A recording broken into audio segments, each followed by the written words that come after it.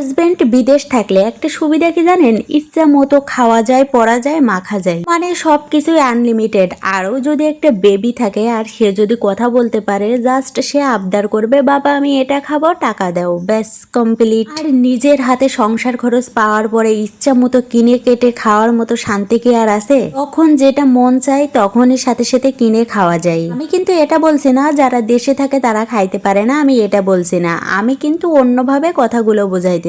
আজকে চলে আসছিলাম বাজারে, আর আমার এই গ্রীষ্মকালীন ফল খাওয়ার জন্য ও প্রতিবারে আলাদা টাকা দেয়। আমার পছন্দের থেকে আমার মেয়ের পছন্দের প্রায়োরিটি বেশি দিতে হয়, কারণ ওর যেটা যেটা পছন্দ আমি সেটাই কিনি। এখানে এতগুলো পানীয়র ভিতরে ড্রিঙ্কও আমার মেয়েরও প্রিয়, আমারও প্রিয়। মিষ্টি নিয়ে নিলাম, তারপরে ফল, তারপরে আবার নিয়ে নিলাম ড্রিঙ্কও, তারপরে চলে আসলাম আবারও জাম কিনতে। জামটা যদিও বা আমার মেয়ে পছন্দ করে না, তবে লবণ দিয়ে দিলে আবার একটু একটু খাই। আমের সাইজ অনুযায়ী কিন্তু এখানে দাম, মানে ছোটগুলোর কম দাম আবার বড়গুলোর বেশি দাম। এই জামের টেস্ট যেমন হাই হোক, এটার উপকারিতা কিন্তু অনেক। আমার যে কিভাবে মুড সুইং হয় আমি জানি না। আমি কিছু কিছু দিন যাই, একদিনে 4-5টা ভিডিওতে ভয়েস মেকওভার করি, আবার এমন কিছু কিছু সময় হয় 10-12 দিন চলে যায়, ওভার হয়ে যায়, তবু একটা ভিডিওতে ভয়েস দিতে ভালো লাগে না, প্লাস আপলোডও দেওয়া হয় না। এটা হলো আমাদের ঝিকরগাছার বাজার। এই যে এটা হলো ফলপটি। আমি জানি এভাবে কাজ করলে আমি কখনোই সফল হতে পারবো না, কিন্তু আমি জানি না আমার কেন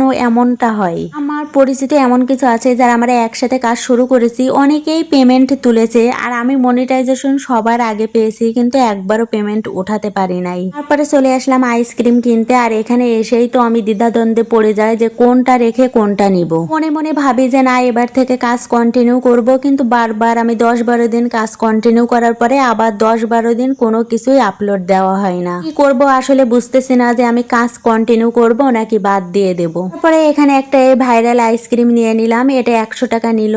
তো আজকের ভিডিও পর্যন্ত, আল্লাহ হাফেজ।